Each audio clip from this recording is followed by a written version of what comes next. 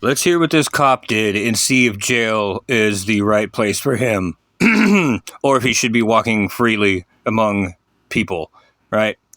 It's definitely harassing what he did. I mean, I admit there's room for the harassing statutes. Let's see what this dude did. Okay, this is in New Jersey. Since the chief, apparently Mr. Farley was sworn in approximately 1 year ago. As soon as he became chief, the retaliation, the actions on the job, Mr. Farley's actions on the job, ostensibly immediately changed. In other words, as soon as he's sworn in, he then begins to do certain things within the department. As these things initially, or these acts are initially, for want of a better word, reflected by Mr. Farley, they get worse and worse. They progressively get worse and worse. It comes to a point where, out of our 5 officers that we represent, 2 or 3 immediately begin to say, "Hey, listen, this is not just pranking anymore. This is getting, a little out of control." A law enforcement agency, so they would advise, the chief himself, Mr. Farley himself, as well as others, that these actions are getting out of control. Once they started to take umbrage at the actions, then remarks were made to them along the lines of, "You can't take a joke. If you can't take it, get out, retire, get lost. Remove yourself from the department." Again, subsequent to that, Mr. Farley's actions got worse and worse. So when I say worse and worse, worse and worse, month after month after month, to a point where the only way we could describe them now, and all you have to do is look at the evidence, the pictures, the photos.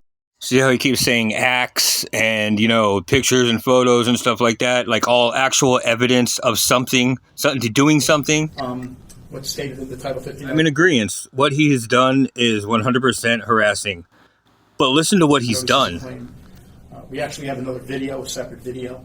All you have to do is take a look at those to show what these acts entail. And some of them are just absolutely disgusting. Others have nothing to... Yeah, up to this point, they sound like the people that are trying to prosecute Mr. Myers. They get up and then just say a bunch of vague things about harassing and intimidation.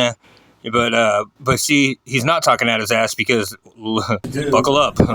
With the officers, when I say nothing to do with the officers on the job, it actually went so far as to send certain things to officers' homes. More precisely, masturbation cream, sexual toys, certain flags, gay flags. Listen, nobody really cares. If someone is gay, nobody cares about that.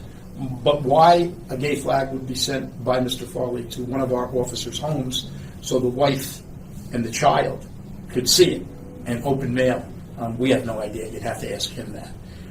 Other acts include stabbing one of our officers in the genitals with a hypodermic needle, placing Viagra, Adderall in office coffee urns, for want of a better word, coffee pots, shaving.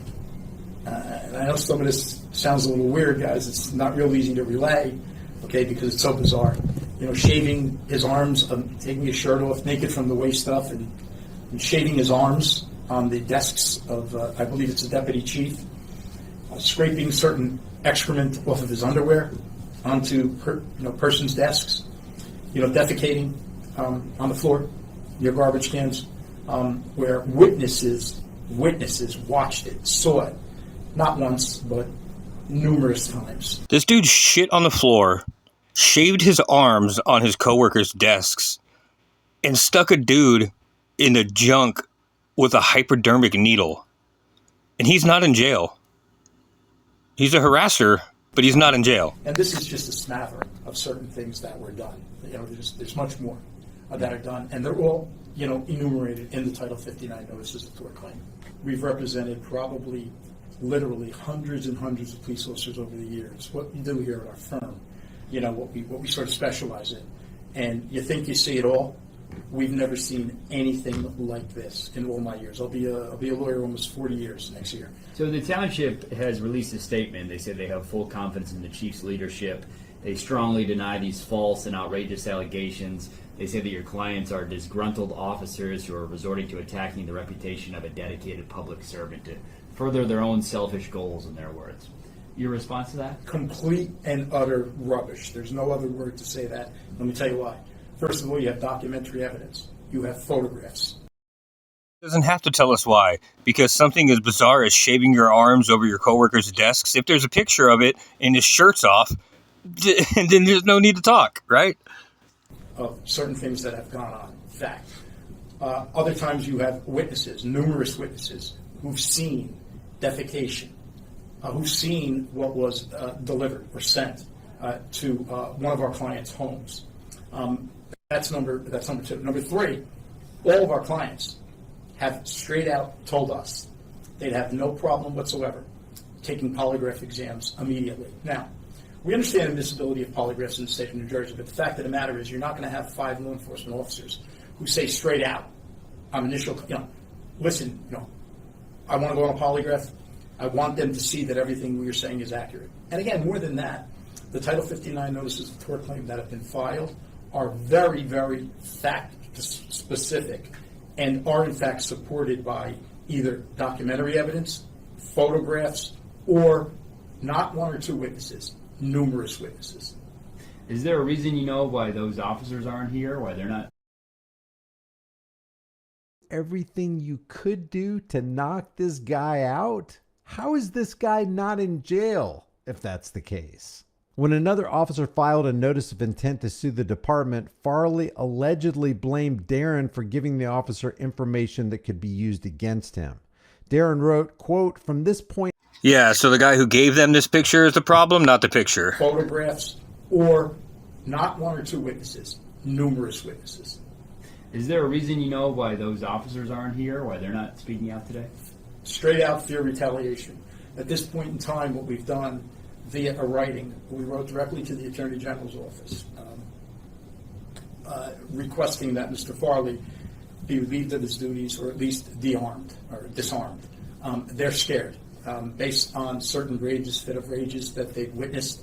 Now that they have filed this and it's become public the way it has. And again, it's all public record. It's a public filing, a Title 59 notice of tort claim.